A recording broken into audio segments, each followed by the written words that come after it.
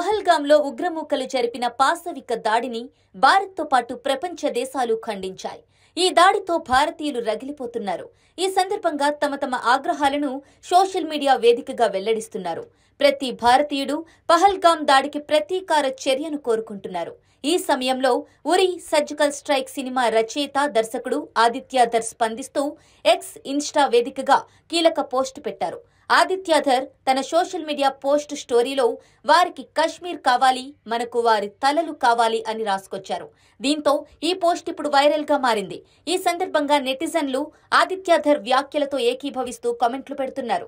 ఇదే సమయంలో ఈ దాడిపై ఆదిత్యధర్ భార్య హీరోయిన్ యామి గౌతమ్ స్పందించారు. పహల్గాం దాడిలో ప్రాణ నష్టం, ఆస్తి నష్టం చూసి తాను తీవ్ర దిగ్భ్రాంతికి గురయ్యానని తన పోస్టులో రాసుకొచ్చారు. కాగా 2019లో విడుదలైన Uri the surgical strike cinema blockbuster hit గా నిలిచిన సంగతి తెలిసిందే. నాడు కశ్మీర్లో జరిగిన పుల్వామా దాడిలో భారత్ తీసుకున్న ప్రతీకారం ఆధారంగా ఈ సినిమా తెరకెక్కింది. పాకిస్తాన్ పై భారత్ నిర్వహించిన సర్జికల్ స్ట్రైక్ ను అది చూపిస్తుంది. ఈ సమయంలో మరోసారి కశ్మీర్లో జరిగిన ఉగ్ర దాడి దేశాన్ని కుదిపేస్తోంది. ఈ నేపథ్యంలోని ఆదిత్యధర్ స్పందిస్తూ వారికి కశ్మీర్ కావాలి, మనకు వారి తలలు కావాలి అని రాశారు.